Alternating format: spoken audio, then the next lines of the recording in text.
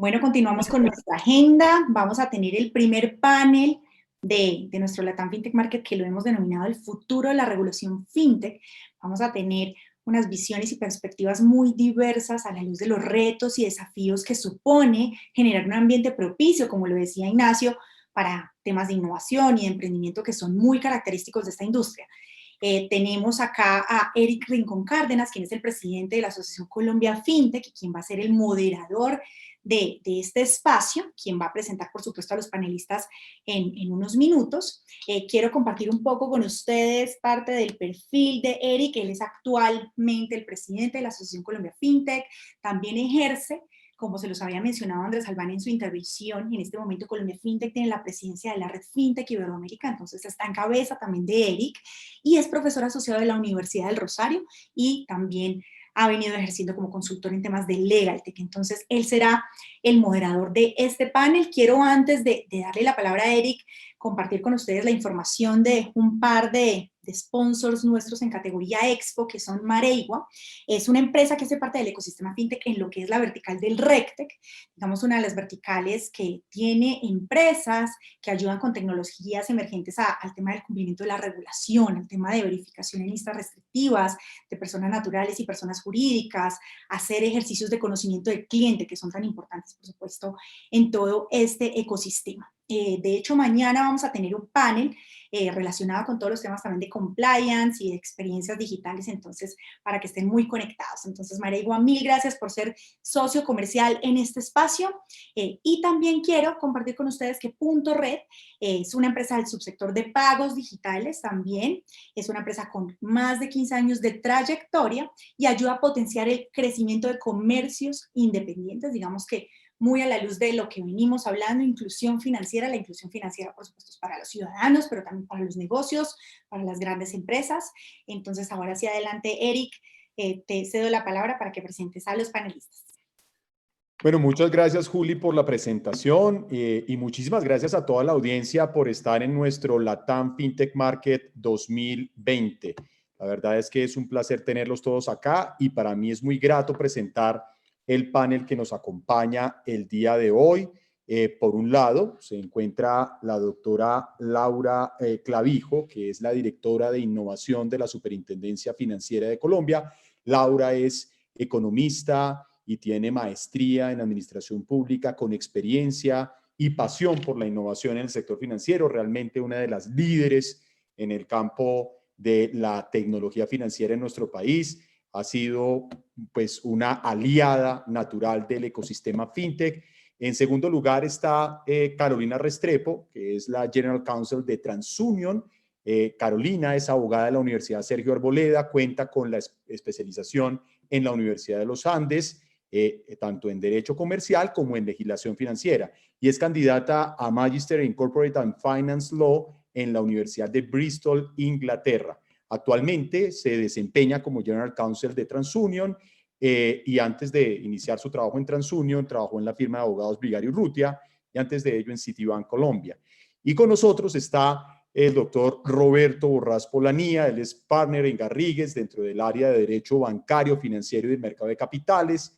Él es abogado de la Universidad del Rosario, especialista en Derecho Comercial de la Universidad Javeriana, diplomado en operación bancaria y ha participado en diferentes programas de supervisor financiera del Toronto Center y en los programas internacionales de regulación de mercados de la SEC en Washington y de IOSCO en Madrid. Se ha desempeñado como superintendente financiero de Colombia, fue director general de regulación financiera del Ministerio de Hacienda y presidente del autorregulador del mercado de valores. Ha sido también o es consultor internacional del Banco Mundial, del Banco Interamericano de Desarrollo y también de la Asociación de Supervisores Bancarios de América. Bueno, tenemos un panel realmente de lujo, es un panel espectacular. Les pediría que entonces encendamos las cámaras a nuestros panelistas y bueno, bienvenidos todos, bienvenidos a este panel sobre regulación. Andrés Albán, en la presentación de este Latam FinTech Market, nos presentaba una gráfica que muestra cómo el 2020 ha sido un año fundamental para la regulación de la tecnología financiera. desde diciembre 11 del año 2019 con la expedición de la circular 029, pasando por todo lo que se desarrolló en febrero con los corresponsales digitales bancarios, el tema de agosto y el desarrollo del SARLAF, la política pública de inclusión financiera desarrollada en el mes de septiembre, los decretos 1234, 1235. Bueno, además de eso, la política pública en materia de digitalización de servicios financieros que se desarrolló entre el supervisor financiero y la unidad de regulación financiera, realmente ha sido un año muy importante en la habilitación regulatoria de esta industria. Y aquí yo quisiera comenzar primero por las damas, por una de las personas que estoy seguro ha trabajado mucho en la gestión de esa habilitación regulatoria, con Laura Clavijo.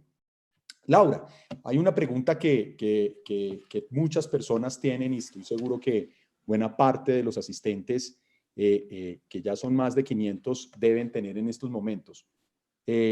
Cuando nosotros estamos hablando del decreto 1234, hablamos de la habilitación ya específica del sandbox de regulación, ¿cierto?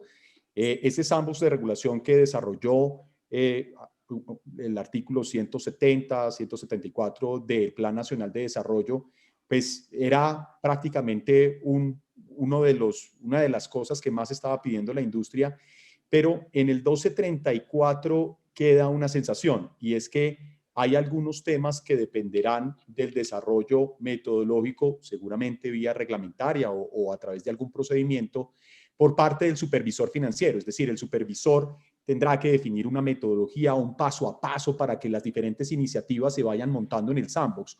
Entonces, ¿cuáles son esas bases metodológicas sobre las cuales va a trabajar el supervisor financiero para el desarrollo del decreto 1234? Bueno, Eric, gracias por invitarnos a este espacio. Un gusto y un saludo especial al resto de los panelistas. Tal vez arrancar aquí estamos hablando del futuro de la regulación para FinTech, pero hablemos del presente, como dices tú. Ha sido un año sin igual en materia de expedición de importantes normas, decretos, que venimos trabajando ya desde hace varios años. Esto no es que en el 2020, en aras, digamos, de profundizar el tema de adopción digital y de modelos innovadores, sacamos de manera rápida, sino que han sido un camino trazado por el gobierno nacional de la mano de la URF, de la Superintendencia Financiera, en diferentes aspectos desde cada arista, que hoy día pues podemos realmente puntualizar en unas normas muy concretas. Tal vez el mensaje que quisiera dejarles a todos es que la regulación en Colombia regulación en materia de fintech e innovación, la venimos generando, vamos haciendo camino al andar. Y creo que eso es muy importante porque no nos sentamos a imaginarnos cómo se veía una ley para el sandbox regulatorio. Logramos montar un sandbox del supervisor para poder dimensionar la necesidad de la industria, la demanda por estos servicios, nuestra capacidad propia para desarrollar y entender esos nuevos modelos de negocio. Entonces creo que acá ese es el punto de partida que es tan importante y que además nos va a dar muchísima más seguridad respecto a los pasos que vamos dando uno a uno. Entonces, pues eso para notar que el decreto 1234 sin duda es totalmente pionero respecto a diferentes esquemas a nivel mundial, diría yo, porque recoge a nivel, digamos, de reglamentación de la URF aspectos relacionados con el sandbox regulatorio, no solo para las entidades nuevas de sus modelos innovadores, sino que va a poder permitir testear también modelos innovadores para entidades ya constituidas y bajo vigilancia de la superintendencia. Tiene una connotación para la constitución de nuevas empresas también. Entonces, el decreto 1234 sin duda tiene unos elementos muy importantes que además venimos diseñando, trazando, discutiendo, debatiendo y probando con el mercado en línea con lo que es nuestro sandbox del supervisor. Vimos y pudimos ambientar a nivel de este marco regulatorio donde nuestro sandbox del supervisor, con las facultades legales que teníamos, tal vez se nos quedaba corto y donde sin duda existía una demanda, un interés y digamos todo un ecosistema de innovación todavía por gestionar. Respecto a tu pregunta puntual de cuáles son los pasos a seguir con este decreto 1234, pues primero decir que en efecto estamos, digamos, trabajando hacia una reglamentación de dicho decreto. Es claro el decreto en dar una serie, digamos, de facultades y posibilidades para que el superintendencia determine esos pasos a seguir, detalle la metodología y los procesos. Principalmente estamos trabajando como en 3 grandes frentes. Uno tiene que ver, y repito, mucho desde la experiencia de nuestro sandbox del supervisor. Aquí no estamos hablando, imaginándonos cómo podría ser. Aquí hay, digamos, una metodología ya aprobada, unos criterios de elegibilidad para entrada al sandbox que deberían aplicar de igual forma para un sandbox de más envergadura como es el sandbox regulatorio. Pero principalmente 3 frentes de trabajo. Uno tiene que ver con la entrada al sandbox. ¿Cómo son esos criterios de elegibilidad? ¿Quiénes entran? Donde los criterios de innovación son claves, lo dice a nivel de ley. Esto no es algo que nosotros vamos a determinar. Esto es para modelos de constitución de empresas tecnológicas de innovación en la prestación de servicios financieros. Entonces, la entrada al sandbox es algo que vamos a determinar. El decreto también da la posibilidad de tener unos requerimientos regulatorios prudenciales posiblemente diferentes. En eso venimos trabajando. ¿Cuál es la metodología? Pues aquí un poco la premisa siempre ha sido que independientemente de la actividad que realiza la fintech o la institución financiera tradicional, nuestra regulación debería, y los requerimientos prudenciales, atender los riesgos que se asumen de cara a esas actividades. Entonces, cuando una licencia de una entidad financiera tradicional asume una variedad de actividades y por ende, digamos, asume unos riesgos que deben ser mitigados con ese capital regulatorio, cuando se llega a un nuevo modelo innovador de prueba temporal por una duración de 2 años en este sandbox, es posible que haya mayor proporcionalidad, pero siempre aquí la vara es a mismo riesgo, mismo requerimiento, porque finalmente lo que estamos velando acá son los recursos del público, la estabilidad misma del sistema y, por supuesto, nuestros consumidores financieros. Estamos mirando hacia cómo es esa entrada, también cómo va a ser el seguimiento y la evaluación de estos proyectos a lo largo de los 2 años que van a poder utilizar este espacio de prueba. Reportería, temas de evaluación, ya tenemos esa experiencia en el marco del sandbox de cómo nos reportan los hallazgos, los resultados, la materialización de riesgos en ese espacio. Y el tercer gran pilar donde pues estamos trabajando hacia esa reglamentación, tal vez que es algo nuevo, que no va a estar tan atado a lo que traía, digamos, el sandbox del supervisor, tiene que ver con cómo esta entidad que sale de manera exitosa o de manera fallida, ya sea a desmontar su operación tras los 2 años de probar en ese espacio, o a escalar su negocio y transicionar hacia una licencia completa, full, y ese periodo, digamos, de transición, cómo se ponen al día, ese, digamos, es un trabajo como importante, donde, por supuesto, los insumos de la industria van a ser muy importantes. Ustedes siempre han sido partícipes de esos espacios de colaboración como estos, de poder conocer la regulación y los borradores que traemos a la mesa y poder comentar sobre ellos. Entonces, pues muy atentos a poder oír también esas necesidades de cómo ven esa transición de esos periodos de prueba a negocios pues, que ya puedan escalar, porque finalmente lo que queremos acá es poder traer emprendimientos innovadores con una flexibilidad y una proporcionalidad, una temporalidad, pero también que puedan escalar, porque aquí queremos negocios sostenibles para nuestros consumidores financieros. Muy bien, Laura. Bueno, nos das claridad sobre cuál va a ser el devenir de ese importante decreto. En efecto, esa transición entre un sandbox de supervisión hacia un sandbox de regulación, pues nos va a permitir desarrollar en adelante reglas claras y más adelante hablaremos sobre el proyecto piloto que ustedes han lanzado en materia de operaciones de cash in y cash out para criptoactivos. Doctor Roberto, cuando hablamos de su hoja de vida, estábamos haciendo referencia a toda su intervención como consultor en diferentes escenarios internacionales. Yo, además de eso, de manera particular, he tenido la oportunidad de conocer que pues, sus diferentes ejecutorias en algunas consultorías que tienen que ver con la regulación fintech en la región. A ese respecto, yo quisiera preguntarle, ¿cómo se encuentra la regulación de la tecnología financiera en Colombia respecto de otros países que usted ha tenido la oportunidad de analizar? Muchas gracias, doctor Eric. a usted y a Colombia FinTech por esta grata invitación, y además es un privilegio estar en este panel con Carolina y Laura. Realmente un gusto, y además resaltar la importancia de un foro de este con alcance internacional, de tal manera que un reconocimiento para esta iniciativa. En efecto, doctor Eric, creo que Colombia está llevando un lugar de privilegio en el desarrollo regulatorio a nivel regional. Primero, creo que vale la pena destacar que tenemos una prioridad desde la política pública en el desarrollo de la industria fintech y de todo un ambiente que resulte desde la regulación y otros frentes adecuado para el desarrollo de esta industria. Sabemos que además estamos en el top 3 con México y Brasil en el desarrollo de la industria fintech, y esto no se da solo siendo tan importante el emprendimiento empresarial y el germen precisamente de este desarrollo, sino porque hay todo un ecosistema que incluso desde la regulación es adecuado para este resultado.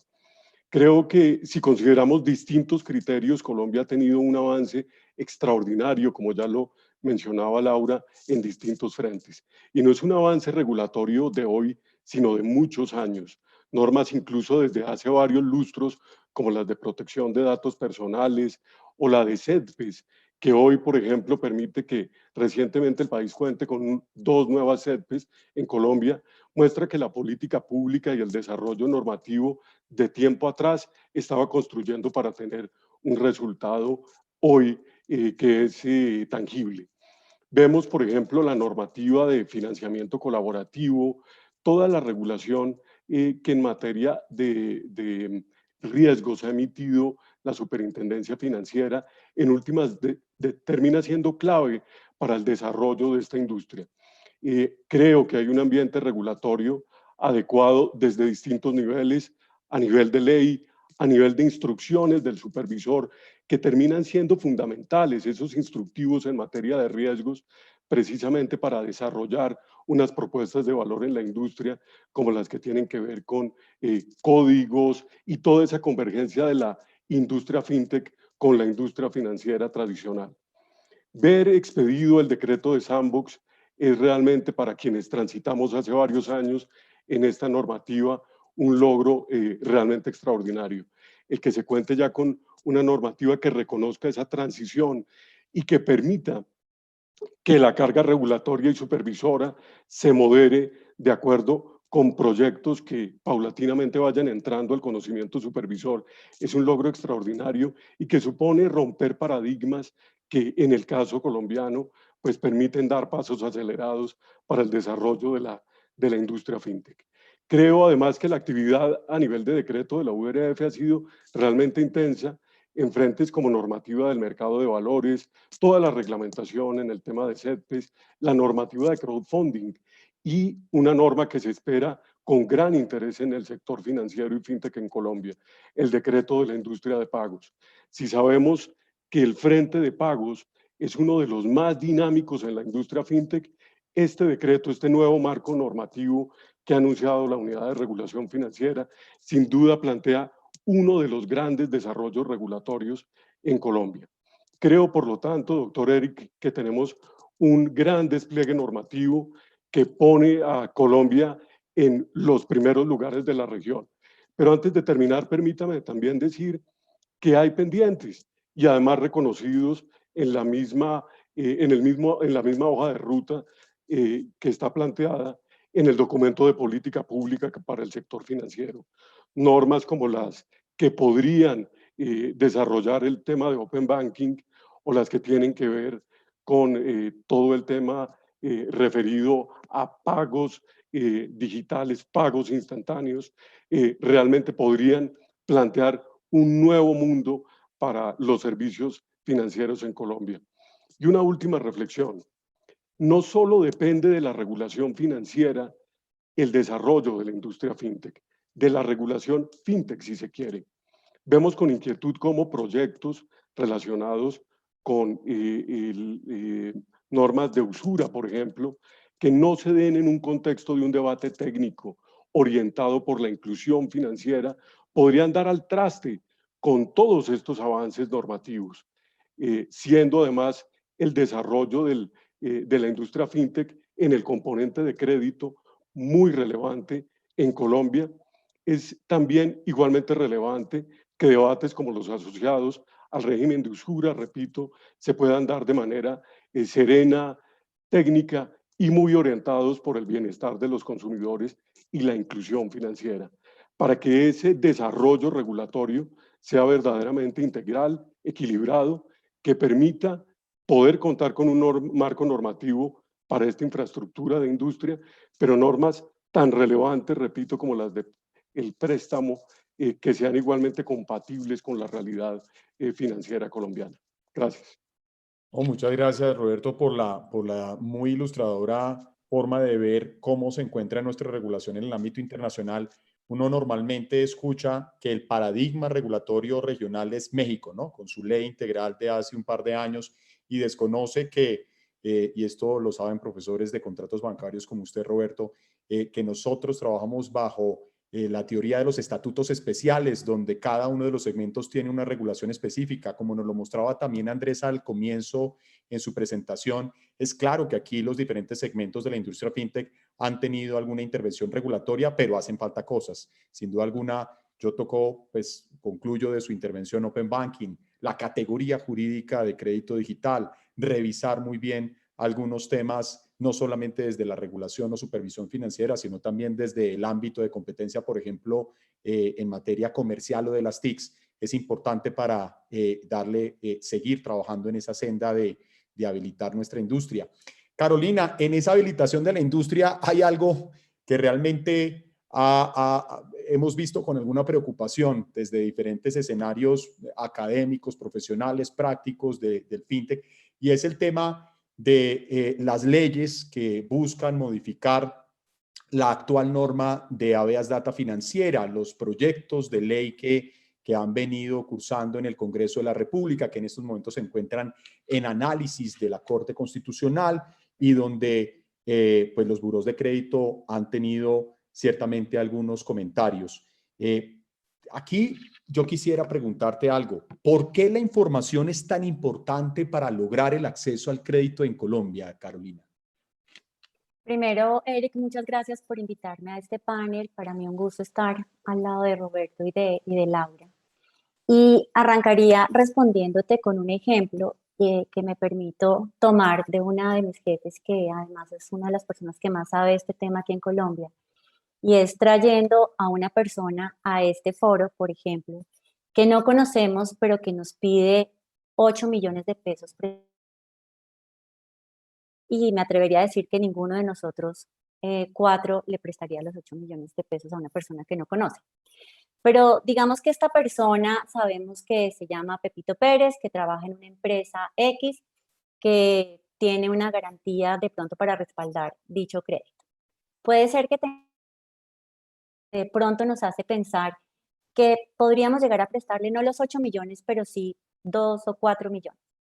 Pero si supiéramos que Pepito Pérez además es amigo de nuestros amigos, que está además referenciado por alguno de nosotros, que ya alguien cercano a nosotros le había prestado plata y que además cumplió con el pago de ese crédito y que tiene una garantía para respaldar esa obligación, realmente nosotros 4 estaríamos en disposición de poder otorgar dicho crédito. Y es ahí donde concluye la importancia de la información en el mundo actual y el valor que destaca la información más en el mundo crediticio por la utilidad para la... Y en Colombia, Eric, pues ha tenido un crecimiento a raíz de la emisión de la Ley de Habeas Data 1266 del 2008. Y lo que hemos podido comprobar a raíz de los estudios y de los análisis que hacen los analíticos de una compañía como TransUnion, por ejemplo, se ha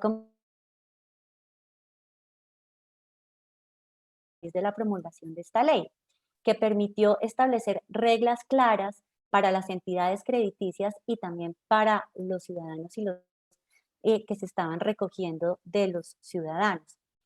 ¿Qué quiere decir? Que la información es importante y por supuesto, hay un mayor acceso al crédito. ¿Y qué información? Tanto la información positiva como la información negativa que se recoge de los ciudadanos. Esto es el activo más importante para que las entidades crediticias puedan tener un perfilamiento de los ciudadanos, créditos, y puedan definitivamente reconocer quién es ese ciudadano que está solicitando el crédito.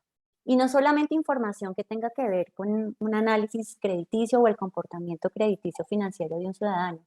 Hoy por hoy encontramos información distinta a la financiera y a la crediticia que también hace valioso el análisis de riesgo que hacen las entidades crediticias y que además permiten que conozcan mucho mejor a su cliente o a su prospecto de cliente.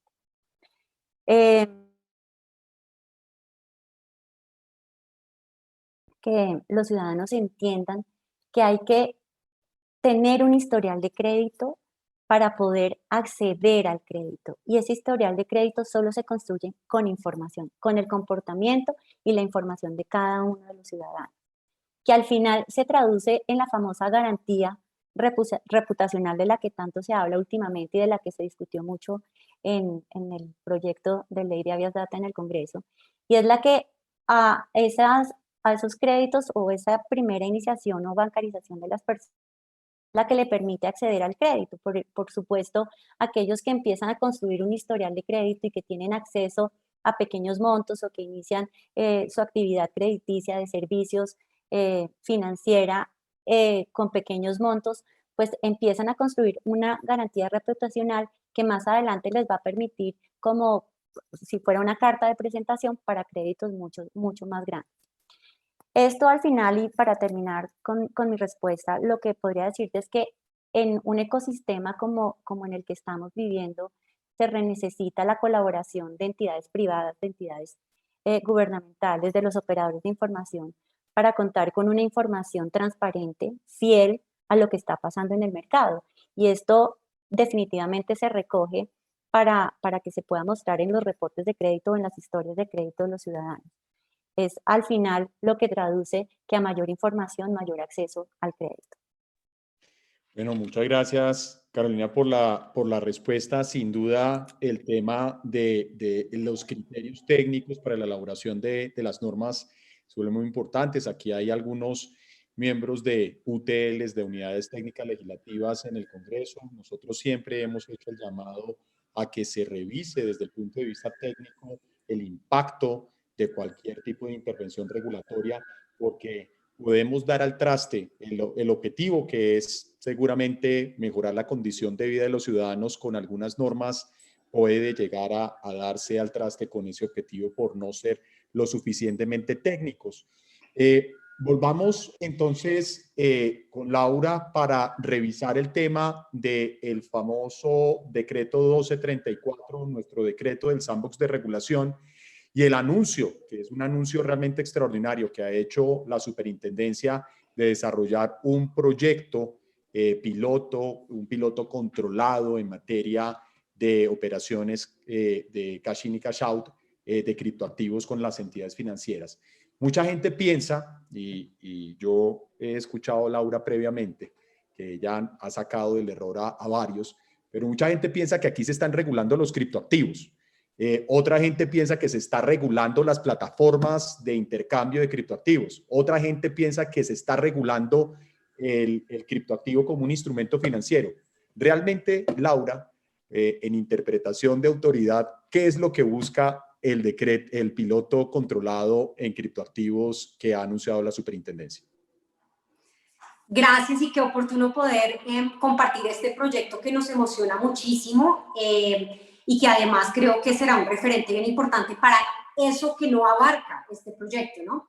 Entonces, tal vez lo primero decir que si bien, digamos, tal vez salió en la misma semana nuestro anuncio de nuestro proyecto en la arenera, en el sandbox del supervisor, del proyecto relacionado con cash in y cash out, con plataformas de criptoactivos, esa misma semana también salió el decreto 1234, razón por la cual muchos piensan que este es como el primer proyecto de sandbox regulatorio, pero no lo es. Como lo mencioné en la parte anterior, estamos trabajando hacia una reglamentación del decreto 1234. Este es un proyecto que venimos discutiendo con la industria, con Colombia FinTech, con los diferentes actores de mercado y nuestras entidades vigiladas, de cómo hacer que podamos tener una prueba piloto para poder aprender más de cómo se hacen en un ambiente seguro. Sabemos que la tecnología ha tenido grandes avances en esta materia y que existen unos estándares a nivel internacional para poder hacer un debido depósito y retiro a través de entidades financieras, que además son las que cuentan con los mayores estándares en todo lo relacionado con riesgos, ciberseguridad, protección al consumidor, lavado de activos. ¿Cómo hacer para que esos recursos que ya están, digamos, ya se están utilizando estas plataformas de intercambio de criptoactivos con efectivo, otros medios por fuera del país, cómo hacer para canalizar esos recursos en un ambiente seguro a través de nuestras entidades financieras? Y así es como, digamos, surge este proyecto. Hemos tenido ya varias plataformas de intercambio de criptoactivos, exchanges, que se han acercado a nuestro hub de innovación de la superintendencia a lo largo de los últimos 2 años a decir cómo podemos operar, queremos operar en Colombia, cómo lo podemos hacer con los bancos, cómo lo podemos hacer de la mejor manera. Miren las herramientas que estamos utilizando para hacer la debida diligencia de los clientes, de las transacciones, para poder tener elementos de educación financiera de cara a algo que posiblemente genera cierto nivel, digamos, de alerta en una primera instancia. Y es así como hemos, digamos, diseñado este proyecto y estamos acá de la mano del gobierno nacional impulsando este prueba piloto. Vamos a contar con, además, un espacio de aprendizaje muy importante donde tendremos un panel evaluador de las propuestas. Aquí estamos diciéndole a las plataformas de intercambio de criptoactivos que encuentren esos aliados del sistema financiero, bancos, CEPES, que les puedan servir de canales para poder, digamos, operar en esos espacios. Entonces, en nuestro comité evaluador estarán diferentes miembros claves de parte del gobierno nacional, así como la superintendencia financiera, el mismo supervisor, pues, de las plataformas de intercambio de criptoactivos, y es en eso lo que consiste nuestro prueba piloto, abierta la aplicación en nuestra página web de innovasfc.co. Hasta finalizar diciembre 31 están abiertas las aplicaciones. En enero realizaremos todo lo relacionado con la evaluación y esperamos pues poder comunicarles al mercado ya el arranque de esta prueba piloto en ese primer trimestre del 2021. No, nosotros realmente creemos que esa es una maravillosa noticia. Como tú lo dijiste cuando comenzaste tu intervención, todas las cosas que están al lado, que seguramente le preocupan a muchas autoridades de regulación, pues obviamente van a tener un alcance importante, pues van a ser un insumo, van a desarrollar un insumo importante para lo que sería una tarea regulatoria posterior. Y estamos muy esperanzados en este sandbox o en este piloto controlado porque somos conscientes de que proyectos de ley que cursan en el Congreso de la República que hasta el momento no han tenido tanto desarrollo, es posible que en esta legislatura tampoco lo tengan y por eso muy importante la iniciativa del gobierno en este asunto. Entonces, doctor Roberto, estamos hablando del futuro y yo voy a hablar de algo del pasado. El decreto 1235 nos desarrolló un nuevo esquema desde el punto de vista de los límites de la inversión en materia de crowdfunding. Le aumentó, pasó casi de 9.000 millones a 50.000 millones la posibilidad de desarrollar proyectos de financiamiento colaborativo. Sin embargo, hasta el momento no tenemos tantas empresas ni interesadas y todavía pues estamos esperando la autorización de la primera sociedad de financiación colaborativa en Colombia. ¿Usted estima que el 1235 con los cambios muy importantes que hizo sobre el decreto 1357 y pues sobre el decreto único en materia financiera, pero los cambios desarrollados sobre la actividad, ¿usted estima que eso es suficiente para el desarrollo del financiamiento colaborativo en Colombia o hace falta algo? Gracias, Eric.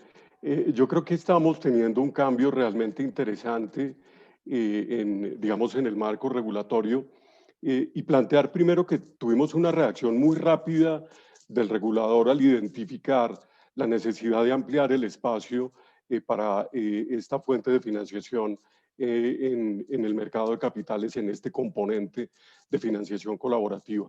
Tuvimos un ajuste que por lo menos en los tiempos regulatorios tradicionales realmente fue muy rápido. El espacio, como usted bien lo anticipa, para obtener esta financiación tuvo un incremento significativo. Estamos hablando de 58.000 salarios mínimos, lo que es una cifra cercana a ese mismo valor en miles de millones de pesos, tratándose de aportantes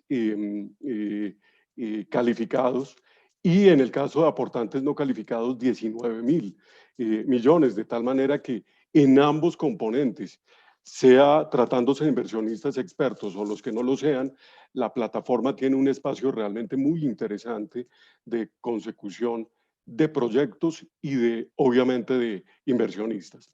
Creo que como en tantos temas del mercado, ahí está el marco normativo.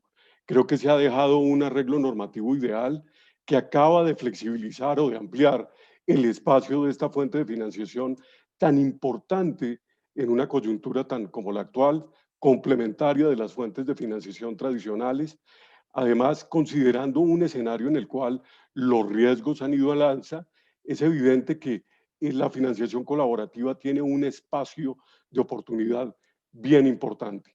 Creo que el reto está en traer proyectos atractivos, en atraer a los empresarios a esta forma de financiación en el mercado y obviamente traer a los inversionistas.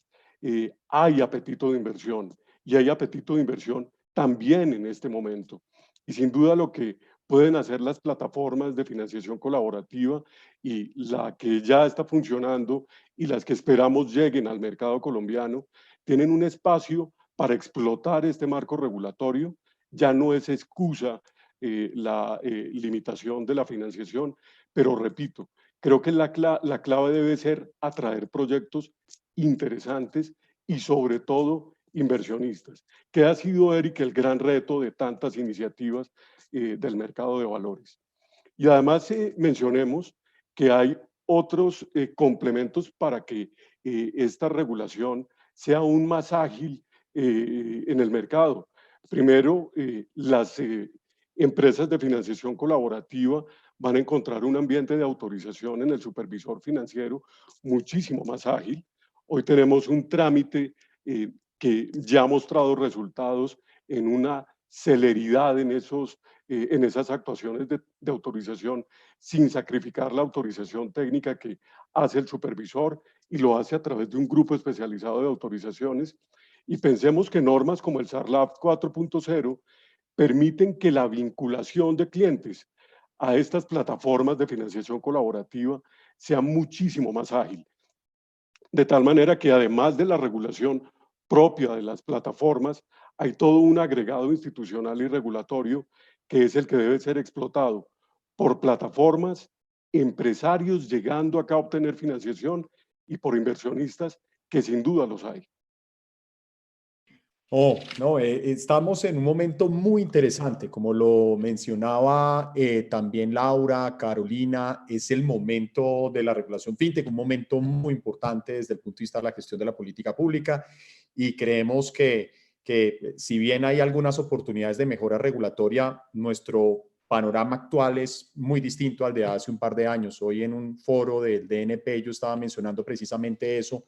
Es muy importante reconocer el esfuerzo que se ha hecho en los últimos 2 años. En este tema de crowdfunding, por supuesto, que podría haber alguna oportunidad para que otros actores o nuevos actores estén involucrados, sobre todo porque el crowdfunding es sin duda alguna un modelo que puede reactivar de una manera sustancial la economía a través de proyectos de financiamiento colaborativo. Vamos a saltar de tercio a un tema que genera muchísima preocupación, sobre todo en el segmento de crédito digital, en el segmento también de factoring, todo lo que son finanzas empresariales, y es el tema de la información y de la reforma a la ley 1266. Carolina, ¿qué falta para que esa reforma termine de convertirse en una ley de la República y esta ley como quedó finalmente en el último de los debates que se surtió en el Congreso de la República? afectaría al crédito? Bueno, vamos por partes. ¿Qué falta? Está en este momento bajo revisión de la Corte Constitucional. Se está surtiendo la revisión. En cuanto a la pregunta si afectaría el acceso al crédito y si habría una restricción, yo podría confirmarte que en estricto sentido, la reforma al régimen de protección al derecho de habeas data financiero en sí misma no puede catalogarse como perjudicial para el acceso al crédito. Lo que sucede es que en esta materia no solamente se limita a la protección de datos personales, sino que también hay que analizarse, verse y revisar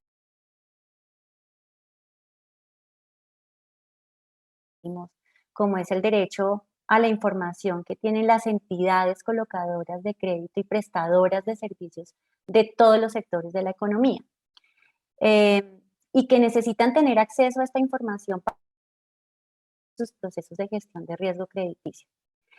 Y vale la pena destacar que la Ley 1266 del 2008 es una ley que ha servido de ejemplo en otras jurisdicciones. Nuestros países vecinos toman de ejemplo la Ley 1266 para empezar a construir su regulación en temas de protección de datos financieros. Ahora, respecto al proyecto de ley aprobado en el Congreso, afortunadamente se mantuvo algo que sí hubiera podido afectar el acceso al crédito, y era que el Congreso buscaba disminuir la permanencia del dato negativo. Por fortuna, y gracias a una buena discusión que se dio en ese momento, se mantiene tal y como está hoy en la Ley 1266, lo que permite que se cuente con la información que se ha construido a lo largo de los años por parte de los ciudadanos y que está guardada en las bases de datos de las entidades crediticias. Disminuir el tiempo, por supuesto, pues sería fatal y además afectaría al final al ciudadano, porque lo que termina sucediendo es que si las entidades no cuentan con la información suficiente, pues van a robustecer sus políticas de riesgo crediticio o seguramente va a haber un alza en las tasas de interés. Ahora, hay otros artículos en esta reforma que sí van a limitar un poco el uso de la información, pero que no creemos que pudieran afectar el acceso al bajo revisión de la Corte Constitucional, como lo mencionaste tú, y que estamos en espera de lo que vaya a sancionar la Corte. Uno de ellos es el tema de la amnistía, del famoso borrón y cuenta nueva, que yo creo que en un interés loable lo que hizo el Congreso es invitar a los ciudadanos a que se pusieran al día en sus obligaciones y que pudieran borrar de su reporte de crédito ese historial negativo, nuevamente acceder al crédito. Nosotros, sin duda, y las estadísticas lo han mostrado no solamente en Colombia, sino en otras jurisdicciones, que estos procesos de amnistía son positivos cuando se le da la oportunidad para esos reveses económicos que tienen muchos ciudadanos, pero lo que podría afectar es cuando se quiere equiparar a un buen pagador con un mal pagador. Al final, las estadísticas comprueban que aquel que no ha sido un buen pagador, pues terminará recayendo en un mal comportamiento de pago. Pero sin duda, esta información pues va a ser esta amnistía va a ser por un periodo corto en el tiempo y que pues va a beneficiar más después de lo que está pasando con esta pandemia. Pero en estricto sentido, lo que estamos es en espera de la revisión que haga la Corte Constitucional y afortunadamente no hubo un cambio trascendental en tema de permanencia de la información, que sería la que afectaría el acceso al crédito. Gracias. Muchas gracias, Carolina. Muy importante nuevamente destacar el papel que tiene la información para el acceso al crédito en Colombia. Y bueno, Laura, hay un tema que normalmente cuando uno habla de fintech, hace muchos años, por ahí en el año 2008, se decía fintech versus bancos, ¿no? Fintech versus, yo creo que hoy en día el fintech y los bancos trabajan en un ecosistema cada vez más competitivo que está generando una grandiosa oportunidad para la inclusión financiera en Colombia y que nos está convirtiendo incluso en un polo de inversión, como lo mencionaba también Andrés Albán hoy, un polo de inversión para la industria fintech. Pero algo interesante es, se sostiene que hay asimetrías regulatorias, ¿no?, entre actores financieros tradicionales y lo que serían las fintech. ¿Debería haber arbitraje regulatorio en esas asimetrías? ¿Cómo lo ves tú, Laura? Pues tal vez soy la única no abogada en este panel, entonces me voy a dar el lujo de ilustrarles un poquito desde la teoría económica, qué puede hacer uno frente a las asimetrías de información, que finalmente tal vez es uno de los puntos importantes de por qué actor está, digamos, jugando.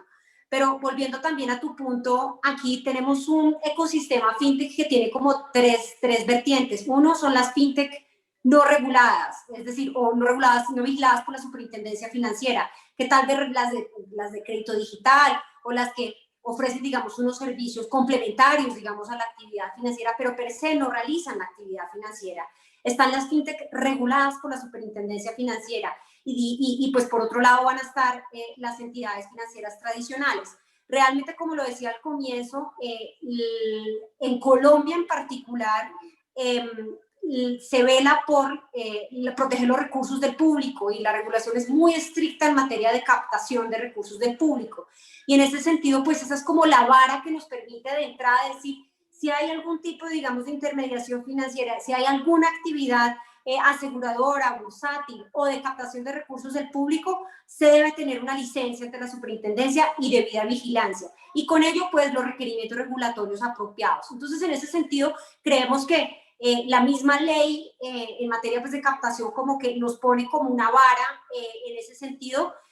Por supuesto, digamos, las fintech en el mundo se han movido a tratar, digamos, de encontrar esos bolsillos, esos pockets que llaman, como de donde la regulación tal vez le puedo hacer el quite, pero puedo tratar de encontrarle la salida. Pero por lo menos en el mundo también se ha visto que para poder escalar esos negocios, muchas de esas fintech que siempre dijeron no nos vamos a regular, ese no es nuestra naturaleza, yo estoy en el mundo de la tecnología, han encontrado en esas licencias y en hacerse parte de la regulación, acogerse al marco regulatorio, unas ventajas muy grandes a nivel de escalamiento. Por el lado, digamos, las entidades financieras tradicionales pues tienen toda la reputación, el respaldo, el andamiaje, digamos, regulatorio y prudencial para soportar estas operaciones. Por el otro lado, pues las fintech tienen la tecnología, la agilidad, la centricidad en el consumidor, y en ese sentido vemos que además el ecosistema colombiano cabe un poco de todo, en el sentido de que hay unas necesidades todavía insatisfechas a nivel, digamos, de personas en la base de la pirámide,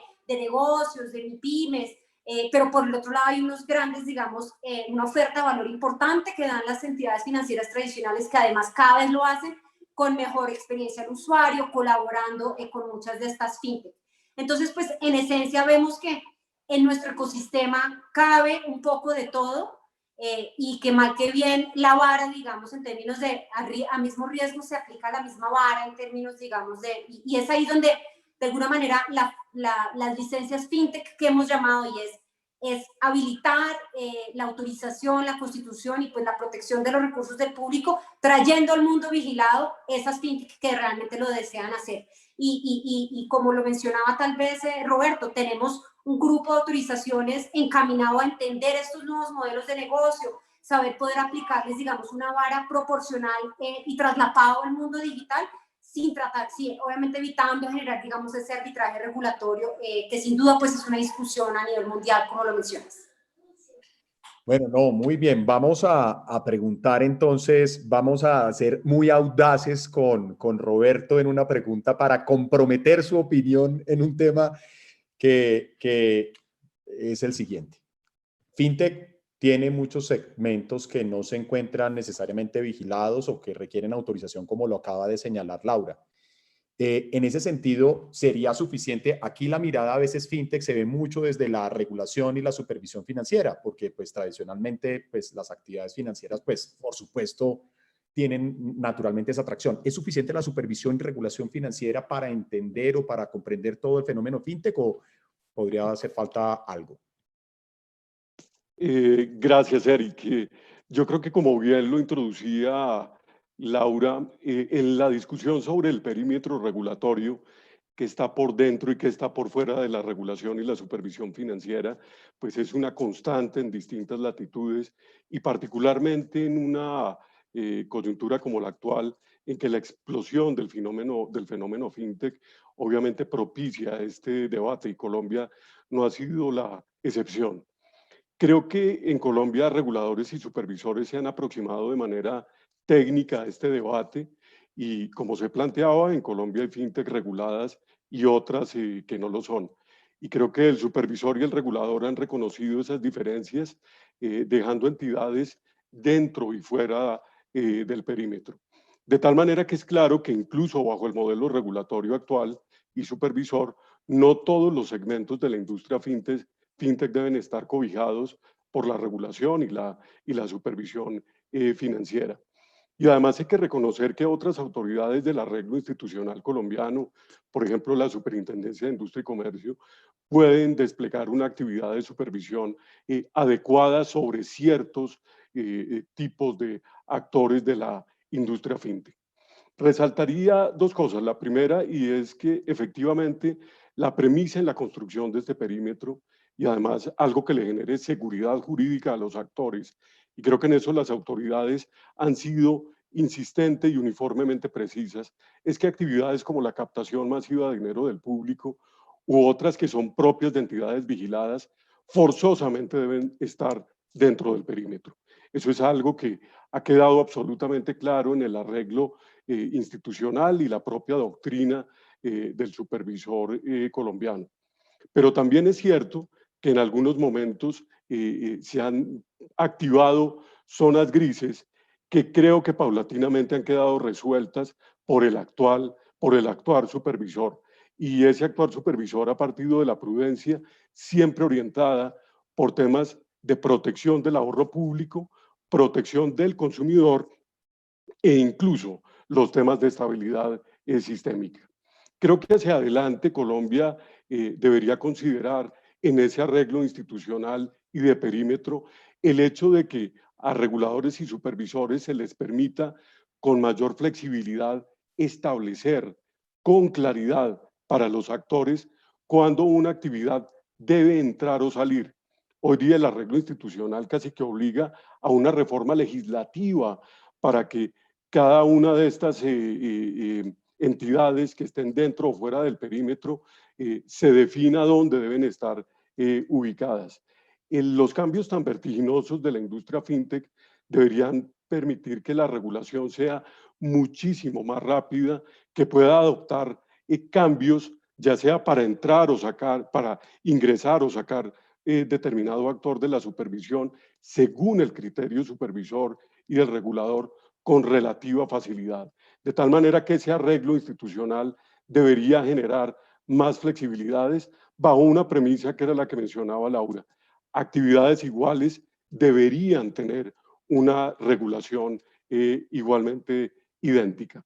Yo creo que normas como la que está anunciada en materia de pagos precisamente plantean ese reto regulador y supervisor. El hecho de que una industria que ha estado por fuera o algunos actores de la industria están por fuera del perímetro y otros por dentro, creo, por lo menos en los últimos proyectos que fueron públicos, muestra que reguladores y supervisores han definido ese perímetro con criterio técnico y además con algo, con proporcionalidad.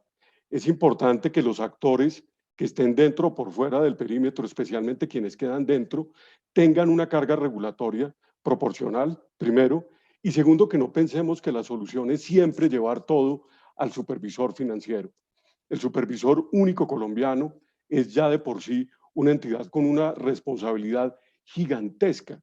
Sobresaturarlo de una serie de actividades que técnicamente no correspondan a su objetivo misional probablemente no es lo adecuado. De tal manera que dejar esa determinación de perímetro a un criterio técnico, regulador y supervisor es lo más adecuado. Muchas gracias, Roberto, completamente de acuerdo. Caro, se nos está acabando el tiempo, entonces te pediría que en 1 minuto y medio nos hables de por qué el Open Banking, cómo lo ven ustedes desde Transuño, por qué el Open Banking es importante. Y vamos a dejar varias preguntas en el foro para seguir esta discusión. ¿Regulamos o no el Open Banking? ¿Lo volvemos obligatorio, facultativo? Hay todo un estudio de la URF ya al respecto, pero ¿ustedes cómo lo ven en 1 minuto y medio, por favor, Caro? Claro que sí.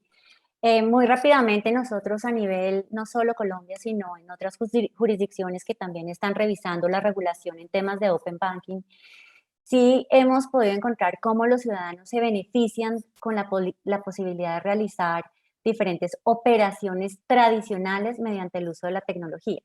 Entonces, definitivamente hay que considerar que el ecosistema colombiano pues no puede quedarse rezagado frente a esa realidad mundial.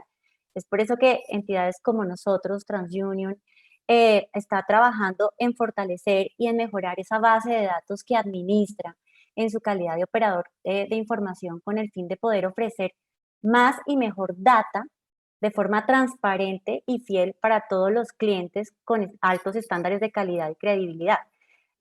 Lo importante aquí es que, por supuesto, hay una serie de información que cuando se une la banca tradicional o las entidades financieras o crediticias grandes que están haciendo alianzas con terceros que para ofrecer una mejor tecnología, pudiera estarse perdiendo información valiosa de los ciudadanos en temas transaccionales o operacionales o de servicios. Y esa información, pues por supuesto, como ya lo hablamos, es necesaria y es importante para el ecosistema del acceso al crédito o pues incluso para todo sistema de servicios y comercial. Al final, cuando se tiene una información completa y valiosa, ayudaría a la reducción de los riesgos asociados a la colocación de créditos por medio de la interacción virtual con los clientes y que además servirían sobre todo para la validación transaccional para facilitar, por supuesto, la actividad fintech. Y cuando me refiero a validación es que, por supuesto, todo este tema de Open Banking y esta facilidad transaccional digital, pues también ha expuesto a mayores riesgos como el fraude y la suplantación. Sin duda, cuando hay información de quiénes están transando qué y qué operaciones están haciendo y se está reportando este tipo de información a entidades como operadores de información, pues el mercado en general está conociendo este tipo de información y se podría mitigar este tipo de riesgos asociados, pues, por supuesto, a los delitos de fraude. En general, nosotros vemos con muy buenos ojos y hay un gran apetito por el Open Banking a nivel mundial. Esto muy rápidamente para no interrumpir en las sesiones que siguen. Gracias, Caro. No, la verdad es que sigamos, vamos a seguir la discusión en el foro. Tenemos un foro donde estamos proponiendo esa primera gran pregunta sobre Open Banking, una de las megatendencias a nivel mundial, como tú destacas. Agradecerle muchísimo, pues agradecerte a ti, Caro, por estar acá, a Laura, que siempre ha sido también dispuesta para las diferentes actividades de Colombia FinTech y de la Alianza FinTech Iberoamérica, y a Roberto Borrás, nuestro amigo, socio de la firma Garrigues, con quien hemos trabajado desde hace ya mucho tiempo, también desde la asociación. Y mil gracias a todos ustedes por estar en este panel y bueno, seguimos con el doctor Felipe Lega. Muchas gracias a ustedes. Gracias a ustedes, Felipe. Y un saludo a todos. Muchas gracias, saludos. Muchas gracias. Muchísimas gracias a todos, muy interesantes todas las perspectivas en materia de regulación y como lo decía muy bien Roberto, no todo tampoco se tiene que resolver con regulación.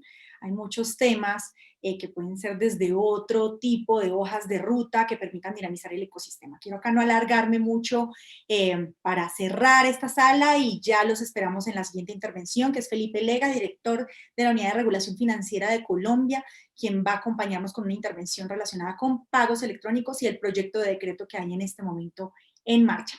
Un abrazo a todos, mil gracias.